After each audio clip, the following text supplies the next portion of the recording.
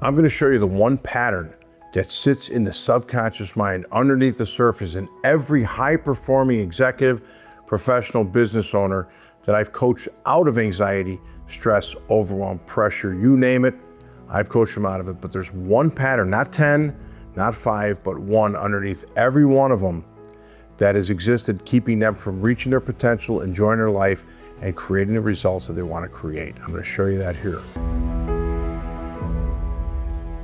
First things first, who am I, right? If this is your first time here, you might not know who I am. I'm Coach Mike Basvick. I'm the founder and creator of the Anxiety-Free Executive. And every day for the last 18 years, I've helped the highest performers on this planet eliminate the gremlins in their mind, the stress, the overwhelm, the pressure, the 3 a.m. sleepless night where you're catastrophizing and fearing about what could or couldn't go wrong in your life. Or maybe it's the inadequacy, the imposter syndrome, that no matter all your success, you don't feel you deserve it. You don't feel that you belong at the table.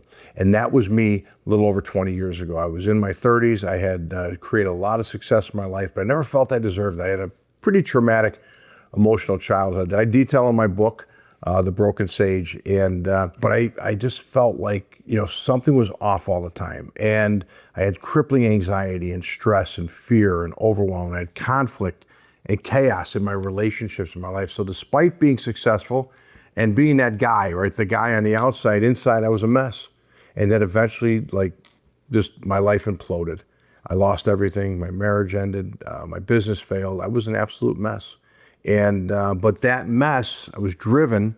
I had 3 young children counting on me, so I had to find the answers. And I went looking for the answers. Like, how can someone who is committed and talented, because I had some talent back then, and wants success, I couldn't get there. In any area of my life, relationships, mental, emotional health, finances, I'd make money, I'd make every stupid mistake you can imagine. So I was that guy, but I was driven. And I had 3 kids counting on me to solve the problem. And so I ended up reading over 250 books, human behavior, mental health, self-help, you name it. If it was out there, I read it. And a lot of those books were amazing, but none of them had the full system. No one had the full pieces of the puzzle, the full puzzle. Everything had a piece, and I was, piecing those things together, but no one really tells you this is what the mind is, this is how the mind works, and this is how we bring our mind to peak efficiency. And that's what I wanted. I wanted success, but I also wanted happiness. I wanted peace. I wanted the noise to stop. I wanted the mind to stop telling me that I wasn't enough, that I didn't deserve success. Why wouldn't I deserve success? Why wouldn't anyone deserve success,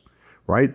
One person can have success, the other person doesn't. It's just not right. I went on that journey and I started to discover really what the mind was. And no book, no course, no training had it. And all the brilliant teachers out there, they're great, but no one had the full answer. And I discovered the full answers. And that's stuff that we're going to talk about in all the videos that I do and all these trainings that we'll start today with what the mind is. And I said the one thing that everyone deals with, and you'll relate to that as well.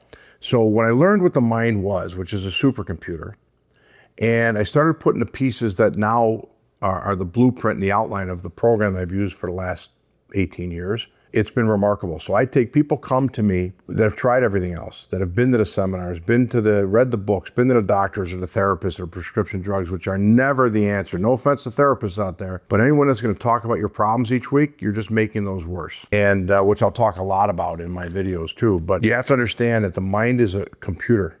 It'll give you back what you give it. And as we go through life, we're conditioned by our experiences. So we're conditioned by our childhood, mom's personality, dad's personality, how they interact, the environment in your home, the neighborhood you grew up in. So you could tell by the way I speak that I'm from Chicago area. That's where I was born and raised. But if I was born in Boston, South Boston, I'd have a different accent. I wouldn't pronounce my R's. Those guys talk pretty cool. I have clients from England, Australia. They speak English way different, right, than I speak English. And they don't go to Australia, a school to speak with an Australian accent. They just pick it up from their environment. Well, that's what the mind is. Picture like this computer with AI. It's always recording, it's always paying attention, it's always learning, and it becomes what you teach it. It doesn't have an opinion, doesn't have judgment. It just takes what you give it and it becomes it. It doesn't look at emotions and experiences as positive and negative. It absorbs, it records, it becomes. So your subconscious mind is this computer, and that's where everything you are is developed. Your habits, your likes, your dislikes, your personality, your traits, your strengths, your weaknesses, your character, your traits. It's all learned behavior, just like the way we speak. Now you take an emotional experience, emotionally charged, whether it's a happy experience or a traumatic experience, right? They leave a bigger imprint and they do most of the coding, if you will, because the computer is coded through our experiences and our rumination of those experiences. So think about that. So when we have something happen, I'll give you a couple quick examples here in a minute. When we have something like that happen, then the mind is going to keep rethinking it. And now you could do it for days, weeks. Some people do it for years. They keep living in the past. They keep talking about the divorce. They keep talking about the childhood. Maybe dad disappeared or mom was a certain person that wasn't available or whatever, and they keep revisiting it. Well, every day you revisit those things, you're coding your subconscious mind to become more of that. That's why going to a therapist, no offense to therapists, there's amazing therapists. I've had many come through my program. I love every one of them because they're trying to help people, but they're just taught wrong. They're taught wrong. They're taught to diagnose, a lot of times medicate, which is a prescription drug, no good. But that's what they're taught. And to label people, these ridiculous labels out there about ADHD and generalized anxiety disorder and bipolar and agoraphobia, and they're all bullshit. They're all wrong. There's no labels. It's what you've trained your mind to be, and you'll experience what you've trained your mind to be. Now take that emotional experience I spoke about. Let's say, like me, I grew up in a completely chaotic home and throughout high school, but I was bullied in high school, but my house was always emotionally supercharged in a bad way. My parents were Hall of Fame fighters. My mom did the best she could. My dad, he was just a complete mess, but I grew up in that environment. We screwed up, we got our ass kicked. We got yelled at constantly. So, and I don't say that as a pity party because I detail all that in my book, but it was what made me who I was. So that's why I had a low self-worth. I didn't, it was an embarrassment growing up in the house that I grew up. So when you're embarrassed every day, you're going to have a sense of inadequacy, right? That you don't deserve anything. So that's the environment I grew up in. The mind is learning from you all the time.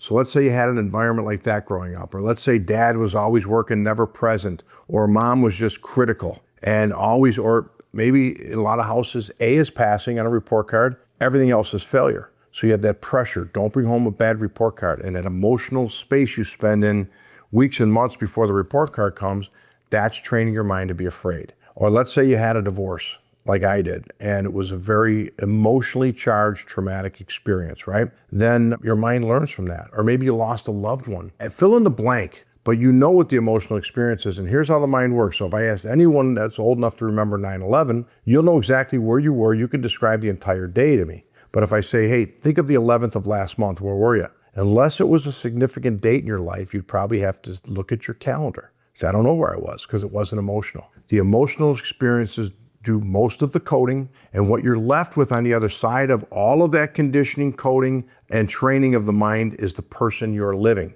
So the one thing that every top performer that I've ever worked with deals with is emotional resistance. It's stuff that doesn't feel good. Now, in one area in your life, let's say health and fitness, you're a rock star. You're at the gym every day. You know what to eat. You know how to run. Your body looks great. And let's say at work, you know how to make money and your finances are in great shape. But let's say relationships are a bit of a train wreck for you, or sleep is sporadic for you. The reason those things are always is the presence of what I call emotional resistance. The emotional resistance is the residue, is the conditioning, the coding of the way your mind was trained through the experiences, through everything else I've spoken about so far. So the key to life, I tell my clients all the time, everything you want is on the other side of your emotional resistance. We've just got to get rid of it. We've got to get you back into that state of being, which I'll talk about in a second. We've got to get you back in that state of being, of flow, of the zone, the state of being that I call acceptance. Acceptance is essentially working in harmony with the world that we live in, because we're all fighting it. We worry, we stress. And every day that you worry and stress, I don't care what you're worried or stressed about, doesn't matter. If you're worried and stressed about the upcoming move, the project you're working on, the deadline, finding employees for your company, whatever, you're going to train your mind to worry and stress more. So once all of that stuff that we've experienced, all this stuff, the emotional resistance that you're experiencing, it's called our state of being. And a lot of teachers understand the state of being, right? And many of them talk about getting into that amplified or peak state or whatever. That's great. But if we're using a distraction, and I'll get into this a little bit more, but we're using a distraction every day to get into that amplified state of feeling good, the mind is going to go back to what you trained it to do. Okay, so here's the reality. Everything you are today, as we've spoken about, is a product of everything you've been through. All the conditioning and coding, all your beliefs, everything you believe is learned behavior about life. I used to believe that life was tough, and I heard it growing up. Life's tough and then you die, right? Don't trust anyone. Just the other shoe's going to drop. Don't get too confident. Don't get too certain. This world has a way of evening things out, and that's how we're conditioned. You think about all the baggage around money, right? The root of all evil, it doesn't grow on trees. You don't need that. You've got to save until you're 65. All these things that we're conditioned to be, they're just paradigms that don't serve us. And the beliefs, so everything we believe and our outlook on life, our paradigm, ourselves or our life, it's all learned behavior. But it conditions us and it develops that emotional resistance. Now, the emotional resistance is the thing that our state of being, it's an energetic force that drives us. We're in a state of being every second of every day. So our mind has essentially been trained to be that. But if it's getting in the way of you enjoying your life, the success you've built, feeling you deserve it. I have so many clients of mine who have reached the pinnacle of their career. They're multimillionaires, they're successful, they've got the beautiful family, the great house, the great career, they've got purpose, they've got the boat, they've got the country clubs, they've got the travel, they've got, whatever, but they just don't feel good. They're not centered inside. That's emotional resistance. That's getting in the way for them to enjoy the life. So once we clear that emotional resistance, and once we get them dialed into the state of being that matches the life they want to live, joy, happiness, content, peace, passion, purpose, impact, flow, then they're going to start experiencing it. You can't experience emotions and feelings, emotions, thoughts if you're in emotional resistance that are in harmony with the life that you built. So you can have this beautiful life, just not feel right inside. Many of you can relate to that. Or you excessively worry. And excessive worry could lead to panic attacks. It could lead to health issues. It could lead to high blood pressure. It could lead to anger, frustration. It could even lead to depression. No one's born depressed. The mental health community, they want you to believe that you were born with it, that it was DNA, right? And you learned it from your parents, promise you, but it's all the ability to be changed. That's why when someone says to me, I have ADHD, no, you don't. They might call it ADHD. They might give you a label, then you feel even worse about yourself because you feel broken. And if you want to hang on to those labels and you use those labels, then you're a victim. I'm a pretty blunt guy, and if you enjoy my videos, you'll always know I tell it like it is. You're a victim. And if you want to be a victim, so be it. But if you say, no, I want to change it because I don't enjoy living this way. I don't enjoy waking up at 3 a.m. every day catastrophizing about all the shit that may or may not happen in my life. Most of it will never happen, but your mind is taking you there. The mind is taking you there because of emotional resistance. And you're in a state of being of fear. So the state of being always will let you experience what your state of being is. So whether it's fear, let's say fear, you'll have thoughts of what can go wrong in the future. You'll have thoughts of what could go wrong tomorrow. You might be really settled in your company. Maybe you're even a partner in the firm, but you're going to think the other partners want to get rid of you. You're going to have these illusions. Imagine a 6-year-old kid, right? That's in the bedroom and they start crying and you go in the room and they say, what's wrong? Parent says, what's wrong? There's a boogeyman in the closet. Now the parent smiles knowing there's nobody in the closet, but the parent will open up the closet door and say, there's no boogeyman in there. And it's under the bed. No, there's no boogeyman in there either. The 6-year-old believes the fear. The mind's showing them the fear because they're in a state of being of fear. They don't want to be alone in the room. So the mind is given these unreal, these impractical thoughts because of the state of being. That's how your mind works. So you've got to address the underlying emotional resistance, which is addressing the state of being. We're going to talk a lot about that, and I talk a lot about that in my videos. So you need to understand it's the state of being creating your behavior. Now here's the problem with the self-help industry, okay, which I'll go after a lot. It's a retread. And this is what I learned when I read the 250 books, 250 plus, I don't know. But it was all a retread. Positive thinking. I was an absolute shit show in my life. I was a mess. Every night not sleeping, and the sleep studies and all the bullshit, right? You don't sleep at night for one reason and one reason only, because your mind's racing. Everyone wakes up in the middle of the night, once, twice, 3 times, whatever, in between REM cycles or whatever it is. But if your mind is relaxed, you fall right back asleep. When your mind is not relaxed, you wake up. You go up, use the restroom, you're awake. 3 o'clock, and then you're fighting it. And then you do a sleep study, or you let some moron doctor give you Ambien or some powerful prescription drug. It's a drug. They call them meds. They're not meds. They're drugs. They change your state temporarily, just like alcohol does, street drugs do, food, gambling. change the way you feel. That's why people become addicted, because it changed, but you're still not changing the thing that you need to change, which is your subconscious mind and the state of being. But the problem with the self-help industry, it's all the same shit. It's all distractions. It's all duct tape on a crack that's in a boat that's gonna just eventually give out. You've got to fix the subconscious mind. So every day you're doing breath work, or you're doing meditation, or you're doing positive thinking, or you're doing affirmations, or you're doing journaling, all the bullshit. Those are all physical distractions, exercise, food, to try to change the mindset, right? Another overused term that nobody understands, right?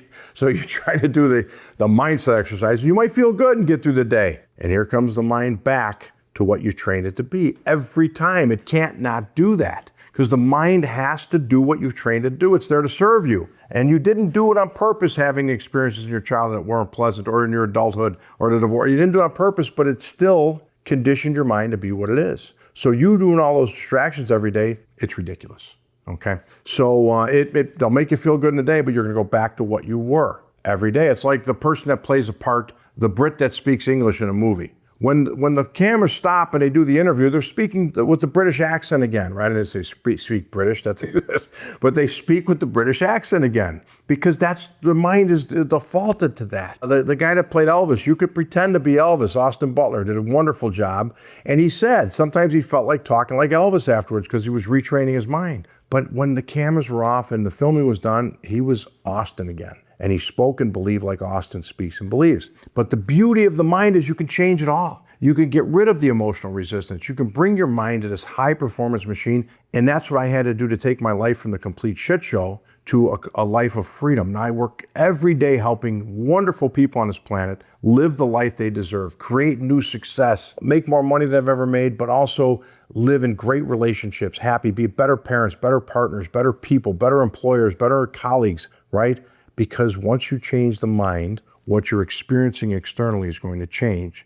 And a lot of what I talk about in these videos is exactly that. But let's get back to the self-help distraction. So when you do that, and you're constantly trying to analyze why you're feeling this way and trying to get out of it by a distraction, the mind's gonna go back to what it is. But instead, we wanna focus on retraining the subconscious mind and getting that subconscious mind in that place of freedom. That's the default program that's running, and every day you're going to experience what your mind is doing. So you can wake up stressed, overwhelmed, chaotic, in fear every day, or you can wake up in freedom. Because once the mind is trained to become what you prefer it to become, then it's a no-brainer. And in all my videos, we talk about this. So if you like what you hear, make sure you subscribe.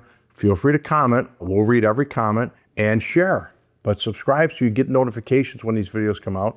Comment below and share. But the bottom line is this: I don't care what you've been told. Oh, and then let me get back to the mental health community real quick too. With these prescription drugs, a drug is never the answer. They call them meds. I'm on meds. They'll help. Well, yeah, if you drink vodka, or you drink your choice of beer or whatever, you're going to change your state. And some people feel that relief. There's a lot of people that self-medicate at night with alcohol or drugs or gummies. Terrible shit. And anyone that believes that this stuff's not harmful to you, it's harmful to you. If you don't think marijuana is harmful to you, or just sit around with a bunch of stoners and see how that conversation goes, right? How do stoners all slow down? They're all, and if that's the life they want to live, so be it. But if you're needing to drink or distract or take drugs or prescription drugs, you've got a problem running your subconscious, and you're going to pay the price sooner or later. That's where dementia comes from. That's where Alzheimer's comes from. That's where heart disease, the stress, the overwhelm. You're going to spontaneously combust one day, or your mind's just going to break. You can't live this every day in that.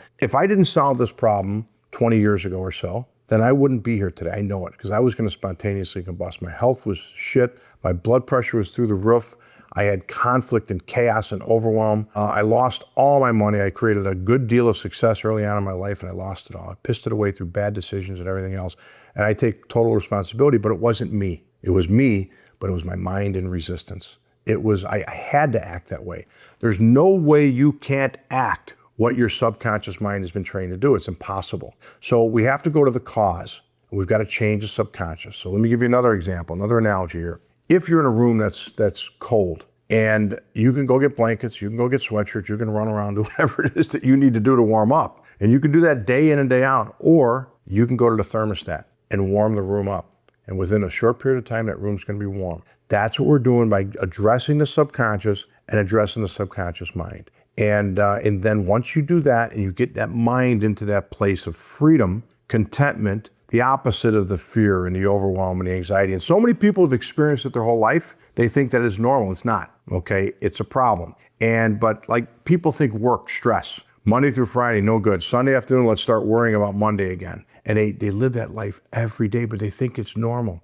It's not normal. That's the thought. That's what I used to live in every single day. Every single week. I couldn't wait to get to Friday. And Sunday afternoon, I thought, here we go again. And every week it was chaos and conflict and surviving every day to get to the next day. And you might be there now. And I've got something for you at the end of this video if that's you and you want to solve the problem. But you can always solve the problem by going into the mind and doing the work there. We recode it. We retrain it. We get rid of the virus that's running in your mind. But that's the key. Because if you have to experience emotional resistance, when the mind is in emotional resistance, you're going to experience it through the fear and the overwhelm and the anxiety and the stress and the inadequacy and all the bullshit, right? And that's where you train your mind. Imagine when your mind is running at peak efficiency. You sleep soundly at night, you wake up refreshed, happy.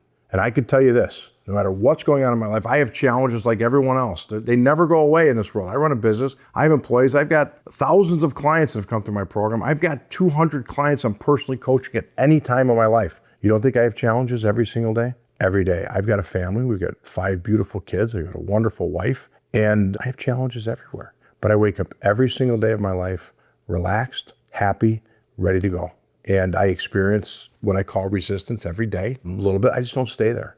Because my default program is that state of being of flow, relaxation. And just saying it and doing the mindset work every day, absurd. You've got to train this mind. Think AI learns from you. The mind does too. You've got to train the mind to run at peak efficiency. And the mind is nothing more than your co-pilot. It's a great employee. Doesn't ask questions, gives you feedback, and it performs the task you assign it. So you keep giving your mind stress and worry and overwhelm in every conversation you have, the drama, the bullshit that you talk about every day, the mind's going to say, sure, I'll give you more. But the mind can be changed. The mind will do whatever you train it to do. You just have to know how.